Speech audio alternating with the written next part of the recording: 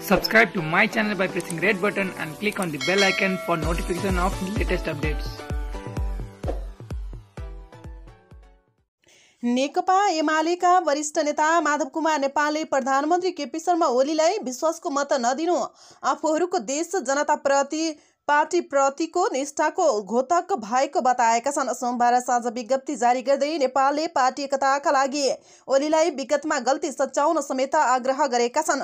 Party अध्यक्ष समेत रहनुभएका प्रधानमन्त्री केपी ओलीका उपर्युक्त कारबाहीका कारण उहाँलाई राष्ट्र र जनताको हित, संवैधानिक मान्यता, राजनैतिक नैतिकता र लोकतन्त्रको मर्यादा लगायतका कुनै पनि दृष्टिबाट विश्वासको मत दिन उचित हुँदैनथ्यो। उहाँका गलत क्रियाकलापको विरोध र प्रतिवाद गर्दै देश, जनता र लोकतन्त्रको भविष्य सुरक्षित गर्नको लागि आफ्नो स्थानबाट योगदान गर्नु सबै देशभक्त, लोकतन्त्र प्रेमी, राजनीतिक कर्मी तथा जनसमुदायको कर्तव्य हुने बताएका भएकाले सोही अनुरूप हामीले प्रधानमन्त्री केपी शर्मा ओलीलाई विश्वासको मत नदिने र प्रतिनिधि सभाको बैठकमा अनुपस्थित हुने निर्णय गरेका हौं। नेपालको विज्ञप्तिमा छ, यो निर्णय हाम्रो देश, जनता र पार्टीप्रतिको निष्ठाको घोतक हो। प्रधानमन्त्री र पार्टी अध्यक्ष रहनुभएका केपी ओलीलाई हामी फेरि पनि देश, जनता र पार्टीप्रति जिम्मेवार भए सोच्न, देशको संविधान र पार्टीको विधानको सम्मान गर्न,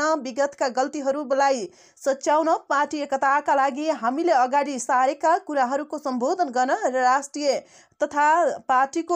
राष्ट्रियता तथा पार्टीको एकतालाई नखलबल्याउन आग्रह गर्दछौँ। ओलीले लोकतन्त्र र संविधानमाथि पनि प्रहार गरेको नेपालको भनाइ छ।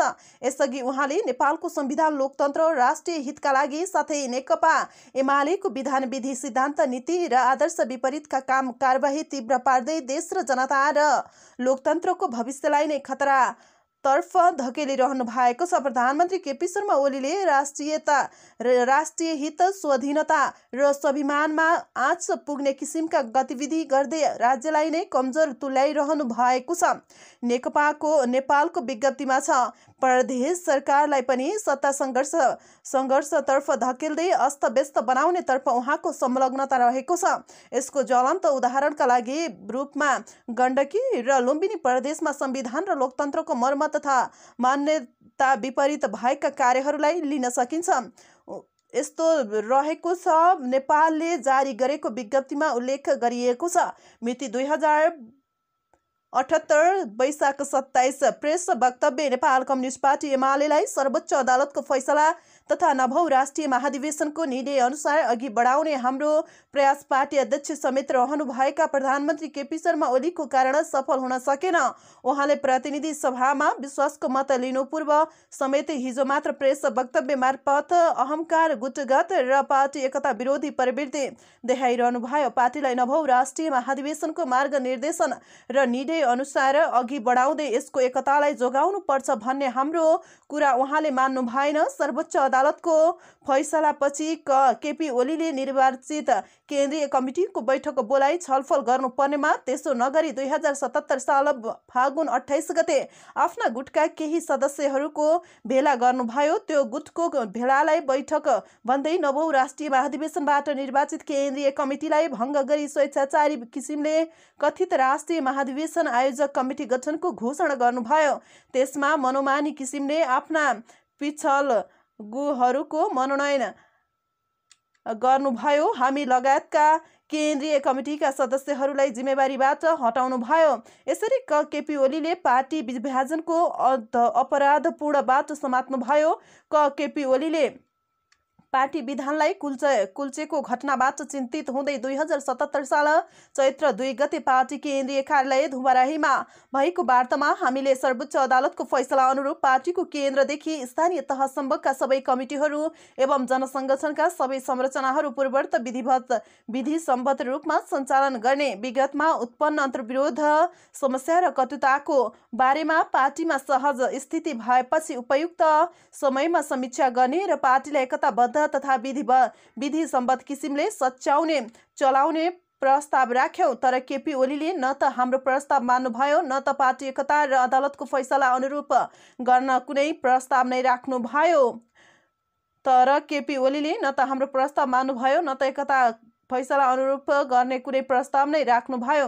त्यसपछि उहाँ अझ उद्दण्ड र निरङ्कुश किसिमले व्यवहार गर्न थाल्नुभयो। 4 जना पार्टी स्थायी कमिटीका नेताहरूलाई आधारहीन आरोप लगाउँदै कथित स्पष्टीकरण सोध्ने र पार्टीबाट नै निलम्बन गर्ने फुटप्रस्त काम गर्नुभयो। त्यसबाट पनि उहाँ भित्रको तानाशाही बदलाको आगो निभेन। उहाँले हामी लगायत 30 जना प्रतिनिधि सभाका सदस्यहरूलाई अत्यन्त आधारहीन र निकृष्ट शब्द बोली प्रयोग गरी स्पष्टीकरण सोध्नुभयो। हामीले उहाँका त्यस्ता गलत र निराधार आरोपहरूलाई अस्वीकार गर्दै जवाफ दियौँ। आफ्नो गुटको पिछलगु हुन अस्वीकार गर्ने देशभरिका नेकपा एमालेका नेता कार्यकर्ता र निर्वाचित जनप्रतिनिधिहरूलाई कथित स्पष्टीकरण सोध्ने, धम्क्याउने र जिम्मेवारी एवं पार्टीबाट निलम्बन र निष्कासन गर्ने घृणित विभाजनकारी कार्य केपी गुटबाट भएका छन्।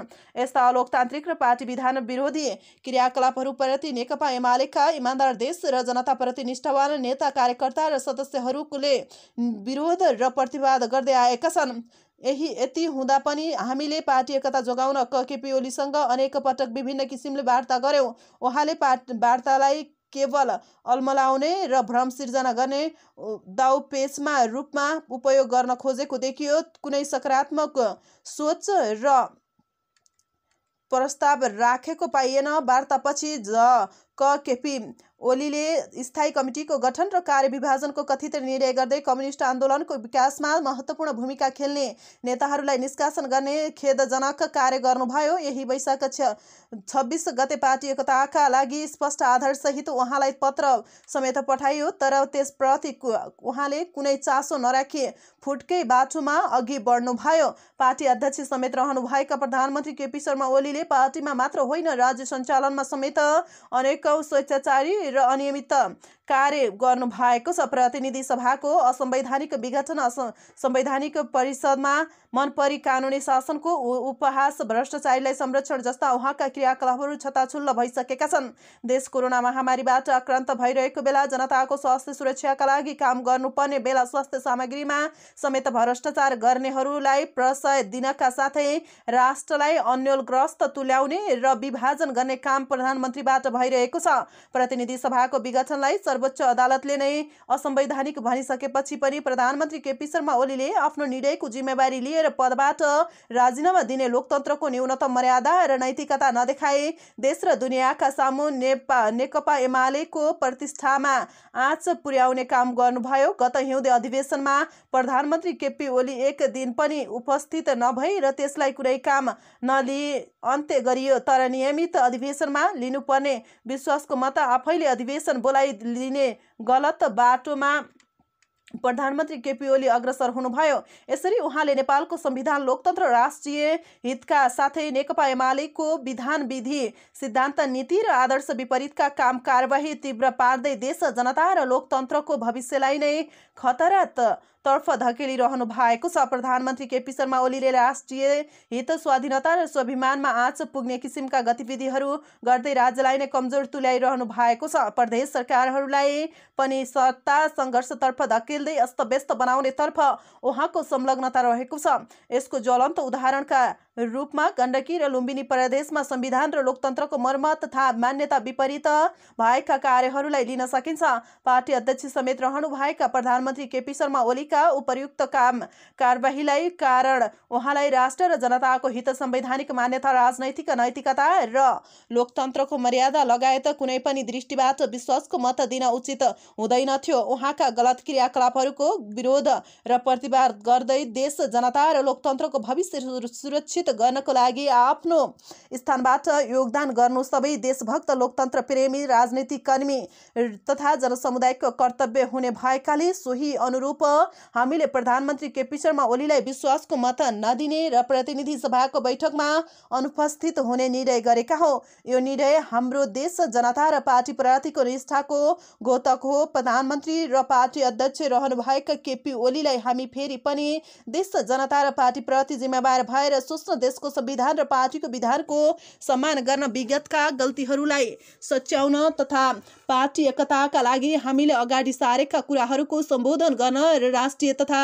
पार्टीको एकतालाई नखल बोलाउन आग्रह गर्दछौँ। माधव कुमार नेपाल, वरिष्ठ नेता, नेपाल कम्युनिस्ट पार्टी एमाले।